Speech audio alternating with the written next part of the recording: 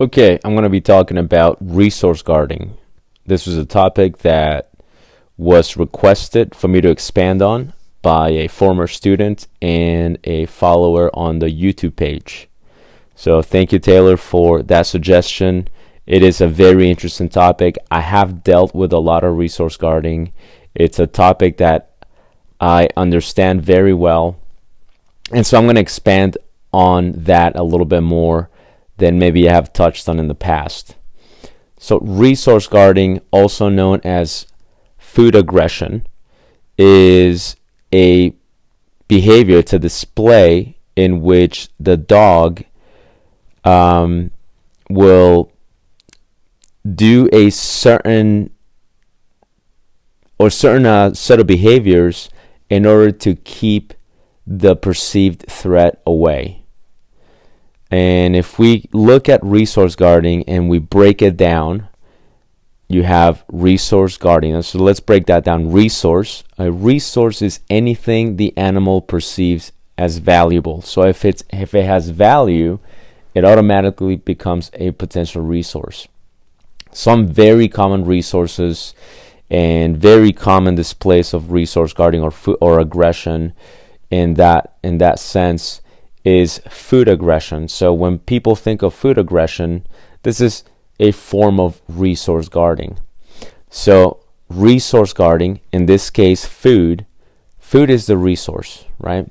It is valuable. It certainly is a primary or a biological it's an important and a biologically important thing that is necessary for the animal to live. It has value. It is automatically very, very high priority for most animals. So if you have food, something that is of value to the animal, right? If you put it in front of the animal, in front of the dog. Now, if we look at guarding, what guarding is any behavior that is meant to keep you or keep the perceived threat away, right? Or not threat, but maybe the perceived competition. That's probably a better word. So the perceived competition away.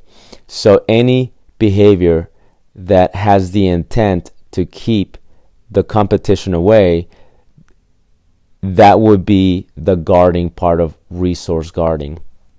So when the dog has a bowl of food, or the dog has a bone or a treat that is very, very high value and the dog is consuming it, this now potentially is a resource. Not potentially, this is definitely a resource. And if the dog perceives you or another animal as competition, this could pair up and turn into resource guarding. Now, not every animal, not every dog has resource guarding. Some dogs have the food or the bone in front of them. It is valuable. They are consuming it. They are enjoying it. So it does have value. It is a resource. But they will not guard it from the perceived competition. Or maybe they don't even perceive it as competition, right? Maybe they don't perceive you or the other dogs as competition. And if they do, maybe they just don't do anything about it. And so you see dogs that do very well in a scenario like that. You could get close to them, you could take the food bowl away from them, you can take the bone away from them, and they don't guard it from you because these dogs don't have resource guarding. But you're going to have dogs that do have resource guarding. You're going to have dogs that are going to growl, that are going to show teeth, that are going to do maybe some more subtle signals to let you know, hey, I want you away from this. The thing to remember about resource guarding, something I tell people whenever I talk about resource guarding is a natural, it's a normal behavior.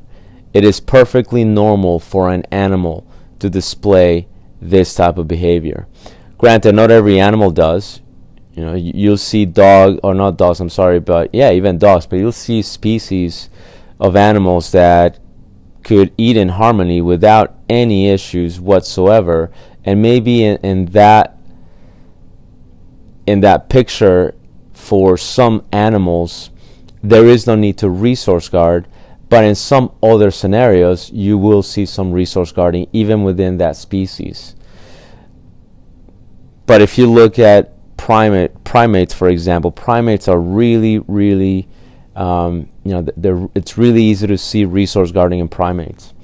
You look at, all the way to humans. So if you look at, chimpanzees, you look at humans, you look at other primates, you'll notice that there certainly is resource guarding, meaning the animal or even the person has something. If there is a perceived sense of competition and somebody else becomes competition, and this other party, the competition, acts in a way that it could take your resource, you're definitely going to give some sort of signal to let that other, that third party, or that the other person or the other primate, the other animal, you're going to do something to let them know, hey, don't take my stuff, right? Now, humans use language. Other animals use whatever form of communication works best for them.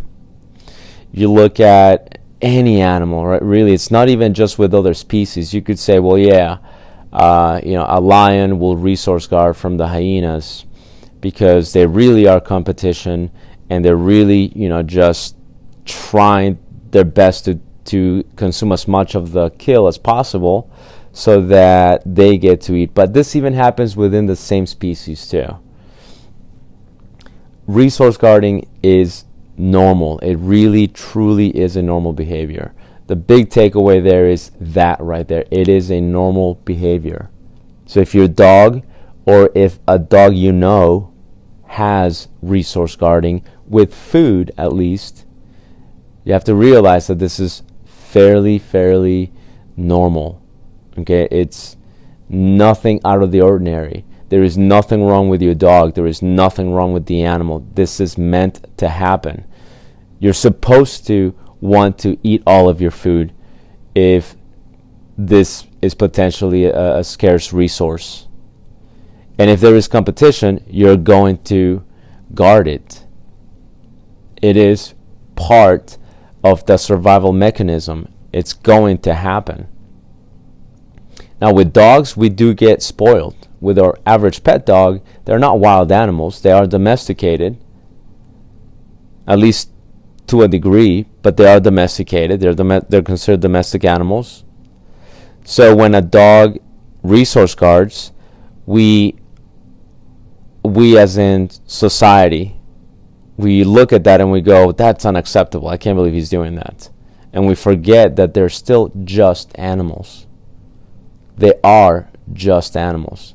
It's not their fault that they perceive you as competition.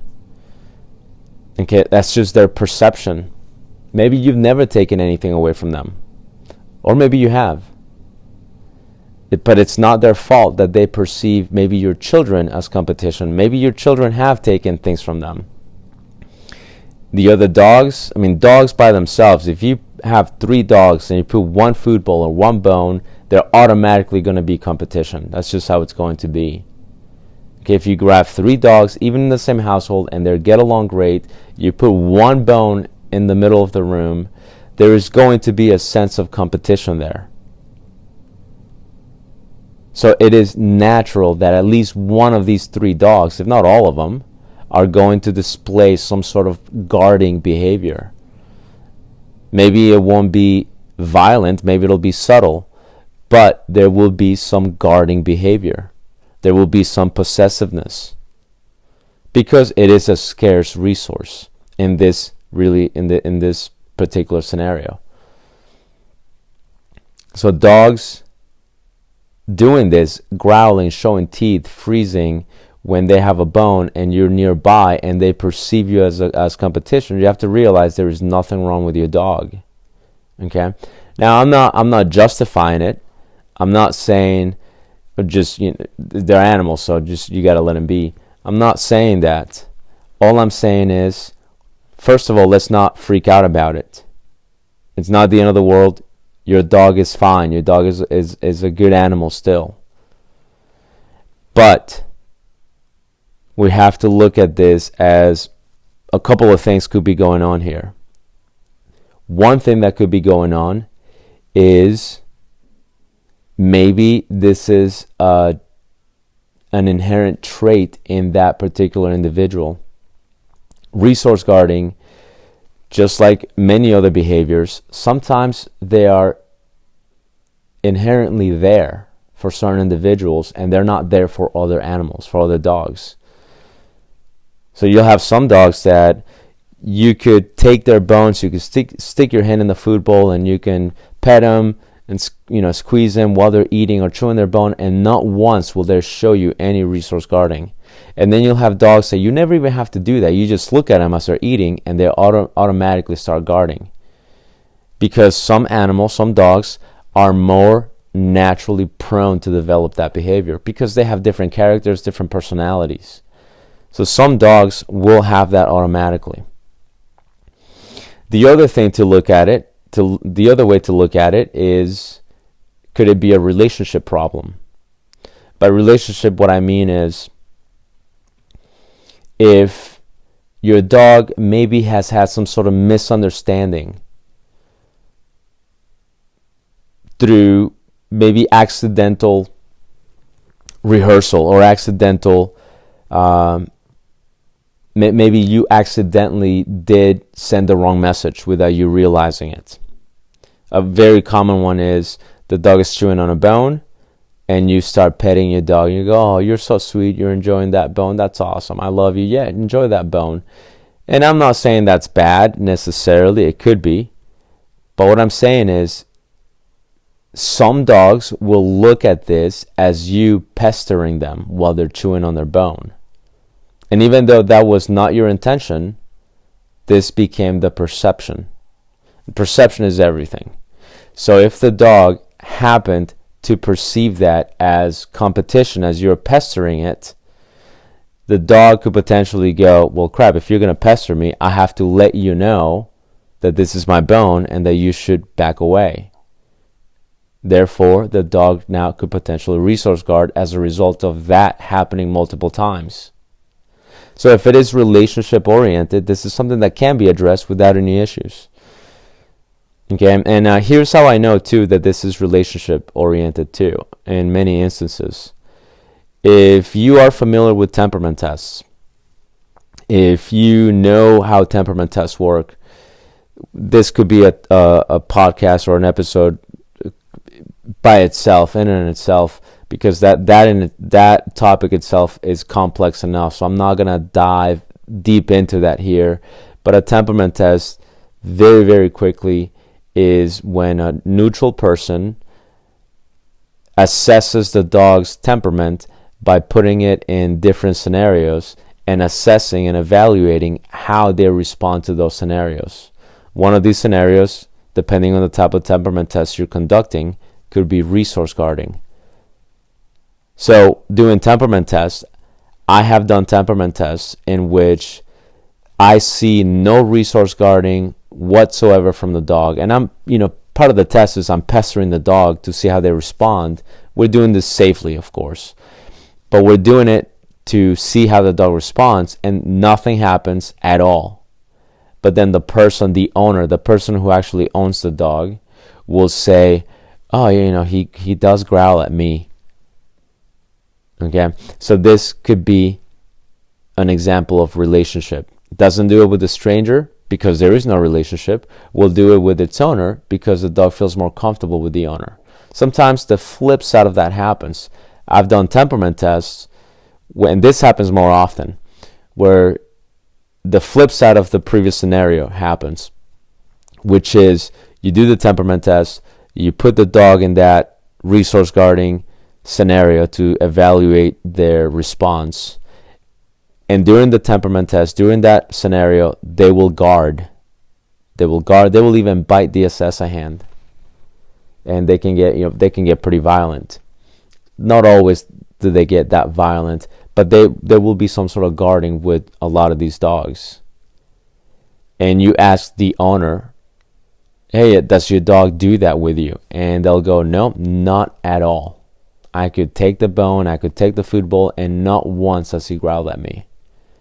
Well, what's the difference? The difference is, if I'm testing the dog, I'm the neutral person. The person who owns the dog has a relationship with the dog, so the dog doesn't guard from that person. So it can be very relationship oriented. This means that if your dog resource guards or has food aggression with you, this could be somehow tied to a misunderstanding in your relationship with the dog. And this can be addressed. You can address this by working on your consistency with the rules. This could be addressed by working on the expectations that you hold your dog to. So looking at it that way, I can look at it as, well, this dog maybe does resource guard, maybe it does view me as competition, but we can address this. How we can address this, there's a couple of different ways.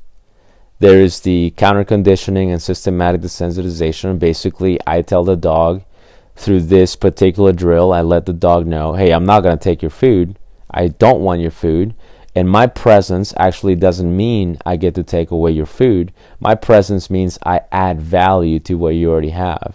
So then this becomes a counter conditioning exercise. Lets the dog know that my presence while it's eating its food or chewing on its bone, my presence in that picture, in that context, means I'm going to give you more value. I'm going to add more. I'm going to make it a much more enjoyable experience by tossing high value treats in your direction.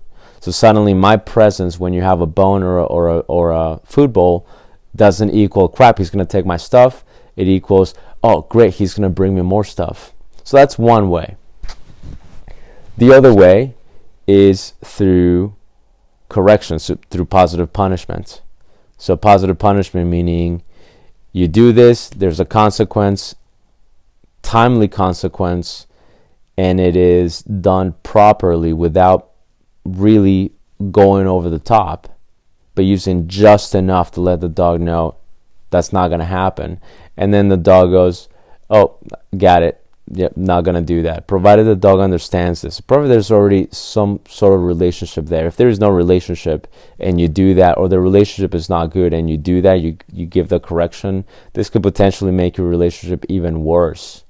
So very important to look at that option and be aware that if you're not doing it right, if you're not doing it with the supervision of a professional, this can potentially create more problems.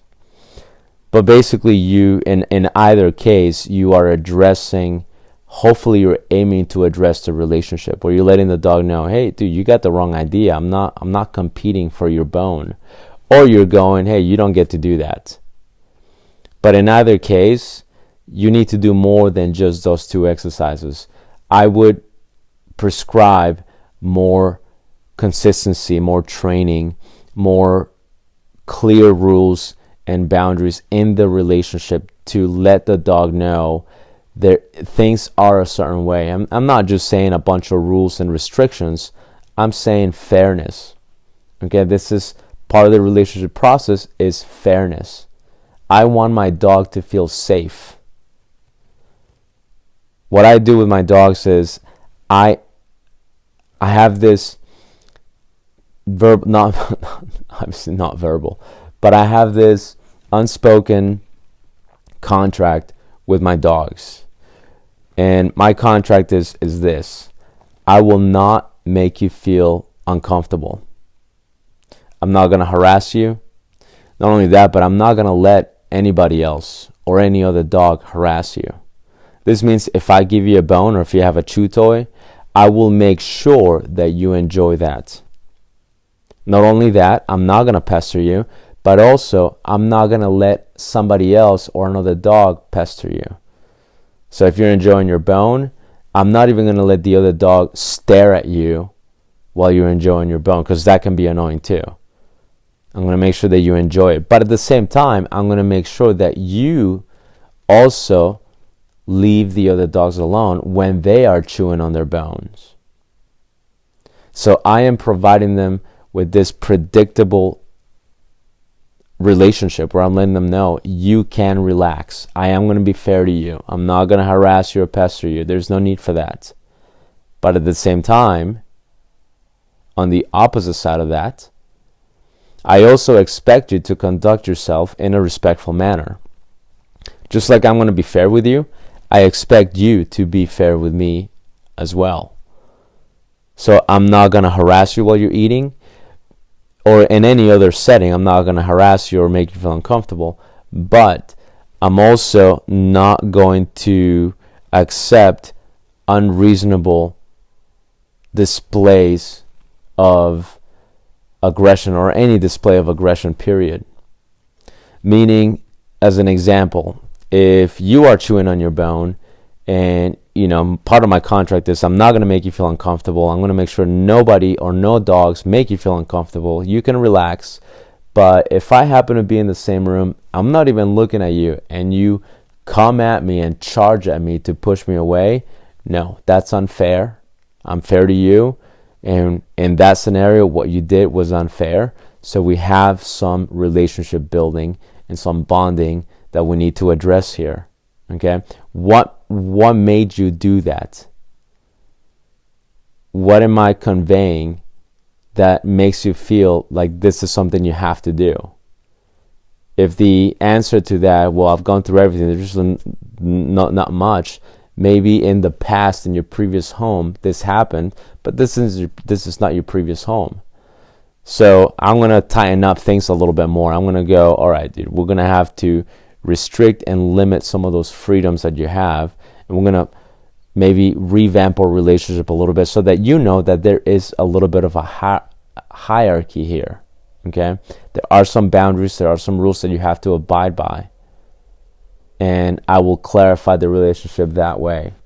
Okay? On top of other things too, I'm not just going to restrict and add a bunch of boundaries. There is going to be other things involved. I do want the dog to feel comfortable with me. I want the dog to feel comfortable in its environment. But again, I'm also going to make sure that I don't see any unpredictability on your side either. And if there is, it is my responsibility, it is my job to address that. Okay? So, very relationship oriented. I'm going to be fair to you. You have to be fair to me. Okay? I'm not going to harass you. I don't expect to be harassed either. So, back to the relationship status thing. The other thing that I can do too is, if I have a dog that resource guards, is I could just put it on a maintenance mode. By maintenance mode, what I mean is, look, you obviously, just an example, obviously still see me as competition. So here's what we're gonna do.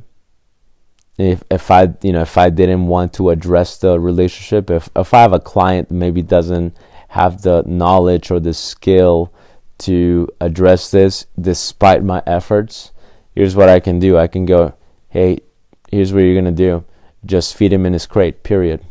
That's it. Don't even feed him out of a bowl. If that's happening where he's eating and he starts growling and snarling at anything that's nearby, just feed him in the crate. That is kind of that's not even a solution. That's more of we're going to live with it and we're going to do the best we can. But it's more of a maintenance, a management, more of a management strategy, which means, yeah, we're not really going to focus on that right now. We're just going to make sure that you don't get to rehearse it. So what happens a lot of times is you'll have people that have two dogs and they feed them together. So they feed them at the same time. And now this causes one of those dogs to resource guard, and things could get pretty ugly. So a management solution, or a management strategy rather, would be, don't feed them at the same time. Feed them at different times and separate from each other. This is now a management strategy, meaning we're not going to address this. We're going to live with it, but we're going to live with it in a harmonious manner. You're going to be eating separately.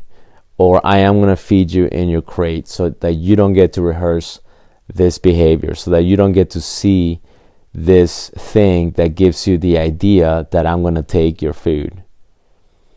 Also, going back to being fair, now that I was talking about these two dog scenarios, this actually does happen. I've heard of this happening multiple times, in obviously different cases. But people do that. People that have multiple dogs, they'll feed them all at the same time, which there is nothing wrong with. I feed 2 of my dogs, they eat at the same time. And I've even had 3 of my dogs all eat at the same time from their own food bowls. But here's what I do. The second one of them is done, I ensure that that dog does not go to the other dogs while they're eating, because then that makes the other dogs feel uncomfortable. So if I have the 3 dogs eating, one of them is going to finish first, and this one dog that finished first probably will have the inclination to go to the other dog that's still eating and pick out some of its food. And I'm not going to let that happen. I'm not even going to let you go in that direction. You're going to let that dog eat, even though you finish yours. You're going to wait there, or I'm going to put you in some sort of command like a down or something, and you're going to wait there, or I'm going to pull you away. That's fine too, but I'm not going to let you harass the other dogs while they're eating. Because if you don't do anything about it, and the 2 dogs are eating, one of them finishes first, and the second it finishes, it goes to the other dog. Even if the other dog has no resource guarding, this happens often enough, that dog will develop resource guarding, because it will have no choice but to do it. Otherwise, it's just not going to eat. And people don't think about these things. Your average pet owner doesn't think about that. So, important to know that. I want to make sure my dogs feel safe. All of them. I want them to feel comfortable. If they're going to chew on a bone, they're going to chew on a bone. We don't even let the cat bother the dog. Any dog. So if the dog is just there chilling, enjoying, having a good time, chewing on his bone, laying, and the cat starts stalking the dog, we go, hey, no, knock that off. He's chewing something. He's taking a nap. Let him be. You're not going to pounce on that dog. And we will push that cat away. Because again, it is an unspoken contract that I have as a pet owner with my dogs. They will be comfortable. I will not sacrifice their comfort for the sake of a dog or another animal that just wants to get an extra bite of food. So I will make sure that these dogs are comfortable. This addresses my relationship with them. It does make it so that I'm not a person that takes anything away from them, and that I'm advocating for them. So relationship, again, we're going back to relationship based. Okay. The other thing too is, because this is a natural behavior, I want to remember that because this is a natural behavior, again, it's not a bad thing necessarily. It really is not. It's only bad when the dog is flipping the hell out and it's unreasonable in its guarding, and it's just going after anything that is nearby. Then it is incredibly important that obviously that we address this, because that is not normal. That's more abnormal. That falls more on the abnormal category, where I get it, it makes sense, but you're way too quick on the trigger. Nobody's even actively reaching for you, and you just see this person and you automatically try to light them up. And I have seen dogs like that too. So we're going to wrap it up, and I'm going to do a little bit of a recap on what I talked about. Resource guarding. We talk about resources, anything that is perceived as valuable. Guarding, which is any behavior meant to push the competition away, occurs when either A, there is a misunderstanding in the relationship, or B, it's an inherent behavior in that individual. Okay? How do we address that? By addressing the relationship. I could also address it through counter conditioning, which in itself will also address part of the relationship. And I could also address it through punishment, positive punishment. This is more operant conditioning. Counter conditioning falls more under the classical conditioning, and positive punishment will fall more under the operant conditioning category. Another thing too that we talked about is I want to make sure my dog feels safe. I want to make sure my dog is comfortable. I'm going to be fair to you. You also have to be fair to me. And last, if counter conditioning is something that I can't do or can't commit to, and operant conditioning is something that I don't have the skill or the timing to do, I could also do a management strategy, which is we're going to live with it, but we're going to make it so that you don't get to rehearse this behavior. And remember, it's a natural mechanism. It's a natural behavior. If the dog does resource guard, there is nothing wrong with that dog. And on a final note, resource guarding is not always with aggression. It could be with toys. It could be with a bunch of different things, as long as it is something that has the perception of value to the dog. All right, and that's pretty much it. Make sure that you share this episode if you liked it. Make sure you go to the YouTube channel, subscribe, like the videos, go to my Instagram, go to my Facebook. They're all Dog Training is My Passion. And remember to check out my books on Amazon. Look up William Garrido. And I got the 2 books on there. I'm working on the 3rd one. Stay tuned with that one. And I'll see you on the next episode.